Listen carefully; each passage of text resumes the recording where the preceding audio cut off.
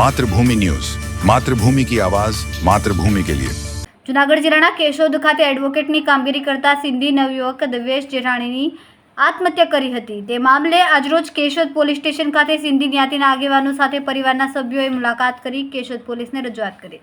મૃતક દિવેશ જેઠાણી હાલ એડવોકેટની કામગીરી કરતા હતા। થોડા દિવસો પૂર્વે કેશોદની હિરલ લાલવાણી નામની યુવતી સાથે પ્રેમ સંબંધ થતા બંનેએ લગ્ન કરી લીધા હતા અને ગોવા ખાતે ફરવા પણ ગયા હતા અને આવ્યા બાદ તેમના પરિવારજનોએ તેમનું સ્વાગત કરીને કંકુ પગલાં કરાવ્યા બાદ હિરલ અને તેમના પિયર ગયા હતા અને 2 કે 3 દિવસ બાદ ડિવોર્સ કરવાની વાત કરી હતી અને દિવેશની સાસુ મીનાબેન દ્વારા અતિશય દિવેશને ટોર્ચર કરવામાં આવતું હોય એ પણ જાણવા મળ્યું છે।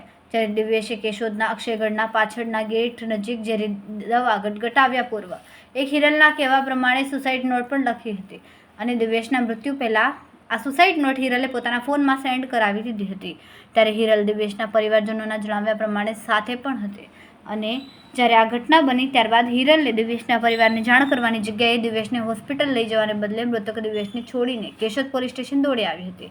ત્યારે પરિવાર અને સમાજના આગેવાનો દ્વારા પણ આવો આક્ષેપ કરવામાં આવી રહ્યો છે કે દિવેશ નિર્દોષ છે, પરંતુ હાલ આ મૃત્યુનું કારણ ફક્ત હિરલ અને તેમની માતા મીનાબેન જ જાણે છે।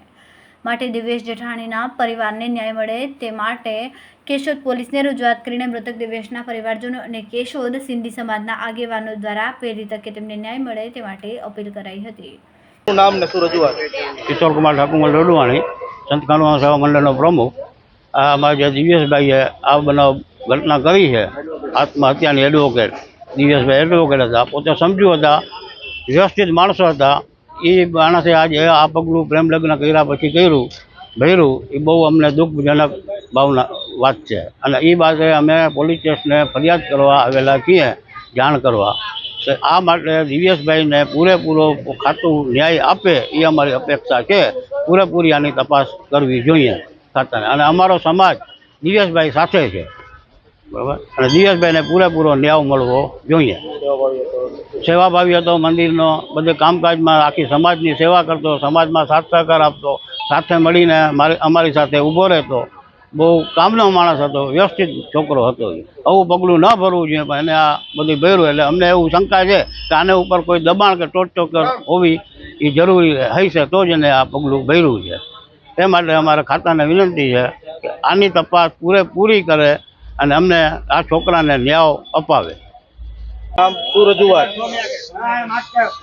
મારું નામ દિવ્યાબેન સાવલાણી, હું જુનાગઢથી આવી છું। અમારા કેશોદના એવા યુવાન જે એડવોકેટ હતા દિવેશભાઈ જેઠાણી, એમણીએ જે સુસાઇડ કર્યું છે, તો સુસાઇડનું કારણ એક જ છે કે એમણે લગ્ન કર્યા હતા અને લગ્નના 15 થી 20 દિવસ પછી એમણે સુસાઇડ કરેલું છે। એમના વાઈફે એમને એટલું માનસિક ટોર્ચર આપેલું છે કે એના વાઈફે એની પાસેથી સુસાઇડ નોટ લખાવીને એના મોબાઈલમાં સેન્ડ કરાવી છે અને પોલીસને ગુમરાહ કરવાની કોશિશ કરી છે।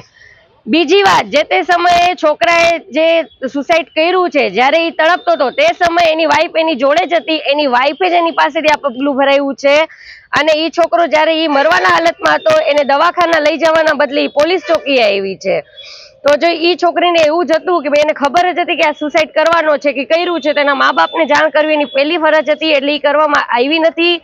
એટલે મારે સરકારશ્રીને, મારા સમાજના આગેવાનોને ને મારી ખાસ કેશોદ પોલીસને ખાસ વિનંતી છે કે આમાં ખાસ તપાસ કરવામાં આવે અને દિવેશભાઈને ન્યાય આપવામાં આવે। જય હિન્દ। માતૃભૂમિ ન્યૂઝ સાથે મધુર રાવલિયા, જૂનાગઢ। ખૂબ જ ટૂંકા સમયમાં માતૃભૂમિ ન્યૂઝ OTT પ્લેટફોર્મ અને મેગા સિટીમાં કેબલ નેટવર્ક સાથે જોડાઈ જશે, તો જોતા રહો માતૃભૂમિ ન્યૂઝ।